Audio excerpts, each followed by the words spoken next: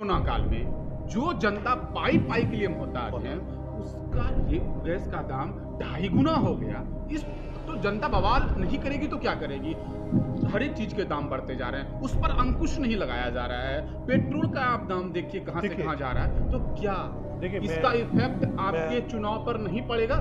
नहीं, देखिए मैं आपको बताऊं, ये वाकई में मैं भी जानता हूं, हमारी पार्टी भी समझती है कि महंगाई बढ़ी है, लेकिन इसका असर कहीं ना कहीं पीछे से है।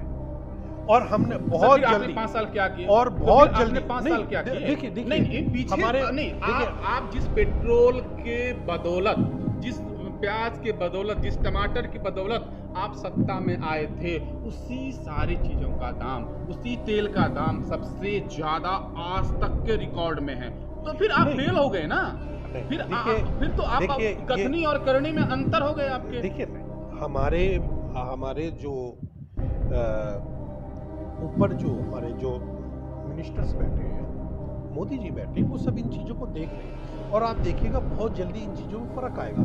आप एक देखिए जब चिड़िया चुग गई खेत तो पछता के क्या हो? नहीं, जब जनता मर जाएगी तब? नहीं, बहुत जल्दी आएगा, बहुत जल्दी चुनाव के वक्त। देखिए मैं नहीं कहता हूँ ये जल्दी आएगा। आप वरिष्ठ नेता हैं, आप बीजेपी के वरिष्ठ नेता हैं, मेरे प्यारे भाई, आपको जनता को जवाब देना पड़ेगा। मैं वही दे रहा हूँ।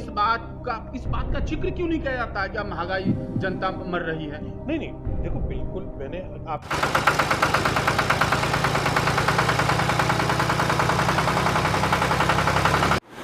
नमस्कार, मैं धीरज झा। हमारे साथ हैं पंकज त्यागी जी, जो बीजेपी यूपी के वरिष्ठ नेता हैं, और गाजियाबाद शहर से लोगों की मांग है कि इन्हें बीजेपी से टिकट दी जाए। और मैं सबसे पहले त्यागी जी से जानना चाहूँगा कि जिस तरह लोगों की मांग है, क्या बीजेपी इस बात को सुनेगी जो, या फिर किसी और की दावेदारी दी जाएगी? देखिए, सबसे पहले तो मैं अपनी जो जनता है गाजियाबाद की, उसका बहुत बहुत आभार प्रकट करता हूँ कि जिन्होंने मेरे लिए इतना प्यार है जिनके मन में। और जैसे कि जनता, आप जानते हैं कि जनता भगवान का स्वरूप होती है, तो जैसा मेरी जनता का हुक्म होगा या जो उनकी चाहत होगी वैसा का होगा। बाकी हाईकमान पे होता है। जी हाँ, बाकी हाईकमान पर। लेकिन ये भी देखा जा रहा है कि आपके ही पक्ष के और सारे नेता इस सीट को लेकर ताल ठोक रहे हैं। क्या ये हाईकमान मानेंगे, या आपकी जो मेहनत है, आपकी जो जनता के बीच में इमेज है, वो देखा जाएगा? देखिए, ये हर प्रजातंत्र है, हर किसी का हक है टिकट मांगने का, चुनाव लड़ने का, हर किसी का अपना वो है। तो इसमें देखिए मैं कुछ नहीं बोलूँगा, मैं तो जनता पे और हाईकमान के ऊपर, है ना। हर किसी आदमी का क्या नाम है, लड़ने का हक है। जिस तरह, कोई बुराई नहीं। जिस तरह पिछले बार आप लोगों ने इतिहास बना डाला विधानसभा सीट को लेकर, क्या वो इतिहास दोहराया जाएगा, या फिर जिस तरह से आपका विरोध होता है, आपके ही बॉर्डर पर, गाजीपुर बॉर्डर पर और दिल्ली के तमाम बॉर्डरों पर किसान बैठे हुए हैं और इस मुद्दे को लेकर संसद तक नहीं चलने दिया जा रहा है, और यूपी विधानसभा में भी हंगामा है, तो क्या देखिए आप पर इफेक्ट पड़ेगा इसका या नहीं पड़ेगा? देखिए नीरज भाई, मैं आपको बहुत साफ लफ्ज़ों में कहूँ, हमारे पार्टी की जो यूपी की बात करेंगे कि हमारे पार्टी की जो लड़ाई है, हमारी पार्टी से खुद से है। खुद से क्या है कि पहली बार जो हम सीटें लाए थे उससे ज़्यादा सीटें लानी है, बाकी और कोई तो दल है नहीं। जिस तरह पश्चिमी उत्तर प्रदेश में देखा गया कि जो किसान हैं, आप ही लोग के नेताओं के द्वारा, आपके ही नेताओं के द्वारा कहा जाता है कि ये किसान नहीं हैं, व्यवसायी हैं, किसी और पार्टी विशेष से हैं, और जिस तरह और कास्ट विशेष के भी लोग वहाँ बैठे हैं, जाट, और पश्चिमी उत्तर प्रदेश में अहम भूमिका में है। क्या पश्चिमी उत्तर प्रदेश में आपका सफोड़ा साफ हो जाएगा, या अपने अस्तित्व को आप बचा पाएंगे? देखिए, मैं एक बात कहना चाहता हूँ कि पश्चिमी उत्तर प्रदेश की शान है जाट भाई हमारे। स्वर्गीय चौधरी चरण सिंह जी का, मेरी नज़र में चौधरी चरण सिंह जी अकेले कैसे नेता थे। मैं राकेश टिकैत को कहीं नहीं मानता, तो विरोध तो चौधरी चरण सिंह तो के ना बेटे फ्रंट पे आ रहे हैं ना बेटे तो रहे नहीं ने पोते भी फ्रंट पे आ रहे हैं। मैं उन्हीं बात तो फ्रंट पे तो टिकैत साहब ही आ रहे हैं ना। विरोध सबसे बड़ा जो विरोध किया जा रहा है। देखिए ये एक, मैं आपको बताऊं, ये किसानों का आंदोलन नहीं है। किसान भाई आज भी खेतों में काम कर रहे हैं। ये वो लोग बैठे हैं। आप एक बार बताएं कि क्या किसी भी किसान भाई को इतना वक्त है कि जो इतने टाइम तक बैठ जाए? मैं ये पूछना चाहता हूँ कि राकेश टिकैत कितनी बार किसी किसान भाई ने, राकेश टिकैत जी को ले लें या आप जितने भी संगठन हैं ये ले लें, जो 25-26 जो भी हैं, 41 संगठन के लोग हैं, क्या एक भी संगठन के आदमी ने कभी किसी किसान भाई ने जब आत्महत्या करी हो उसके परिवार को कुछ दिया है? उसके परिवार को सहारा देने की कोशिश करी है? आज बाढ़ आ रही है चारों ओर, कोरोना काल गया है, जो यहाँ पर ये खाया पिया जा रहा है, ब्रेड पकोड़े चल रहे हैं, नई नई चीज़ें खा रहे हैं, क्या इन्होंने एक भी बार ये कहा कि हम एक बार का ना खाना खा के हमारा ट्रक भर के वहाँ जाएगा? जिस विधानसभा क्षेत्र से जनता की मांग है आपको टिकट दी जाए, और वो विधानसभा क्षेत्र बॉर्डर से बहुत नज़दीक है, बिल्कुल, और अच्छे खासे वर्ग उस आंदोलन में शामिल हैं, क्या जिस भी व्यक्ति को टिकट दी जाती है क्या हार जाएगा या कुछ और होगा? देखिए, हारने का तो मतलब ही नहीं बनता।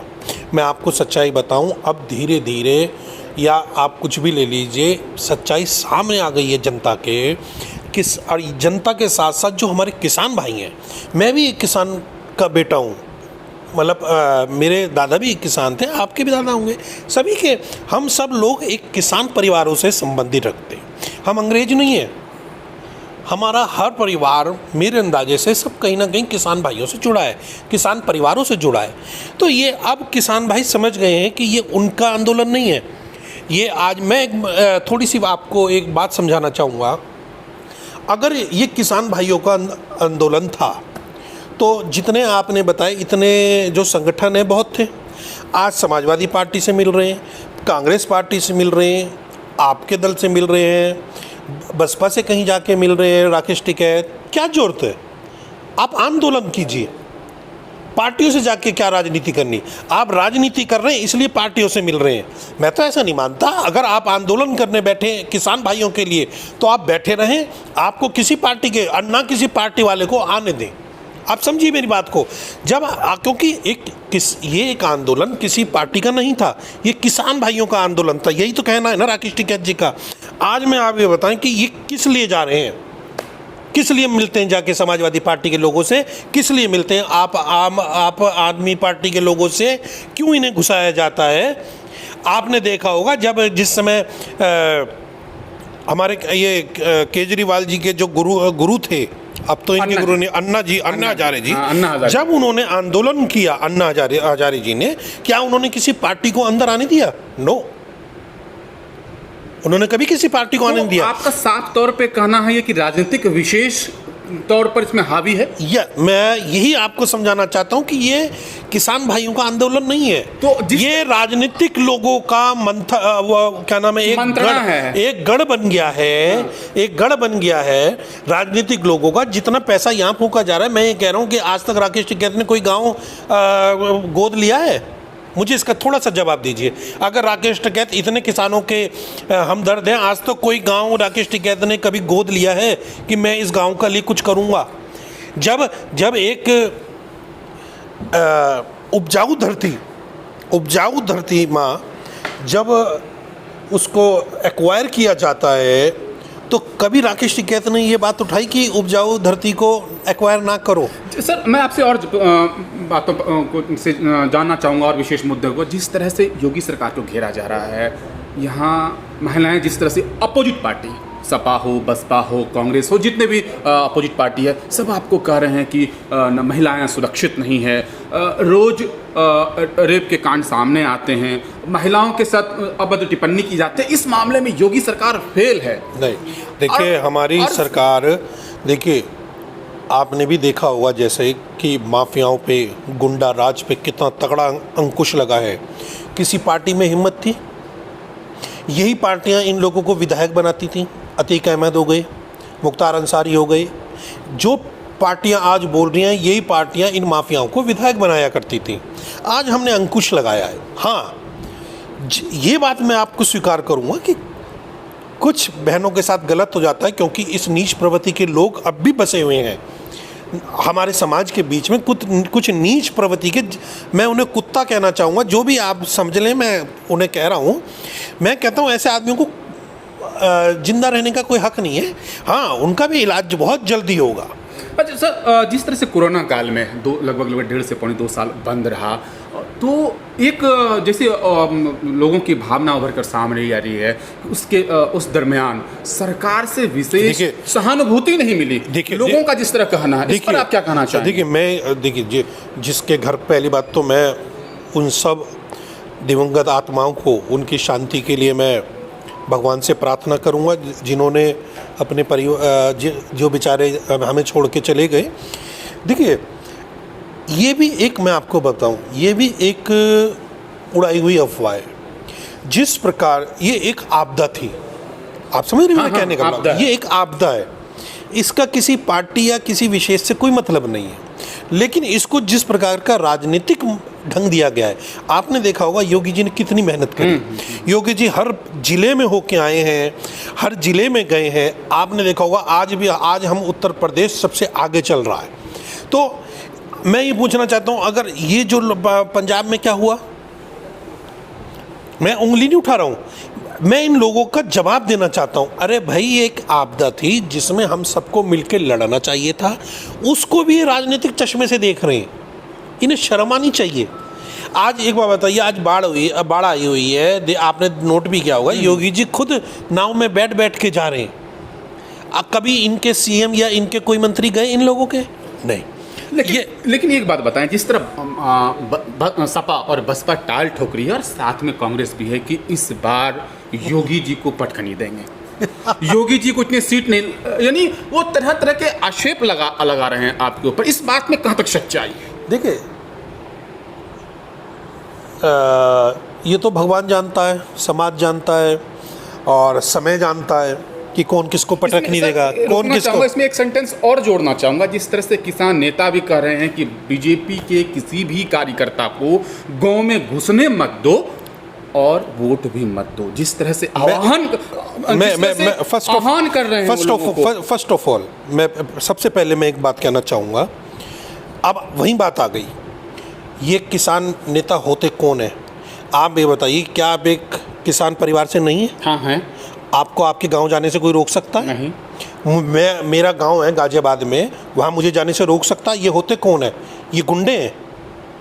हमारी पार्टी तो नहीं कह रही किसी को कि आप यहाँ नहीं घुसेंगे, आप यहाँ नहीं घुसेंगे। अरे कहीं भी जा सकता कोई भी, ये देश है, हिंदुस्तान का देश है। अभी मैं कल एक दो उन पे देख रहा था।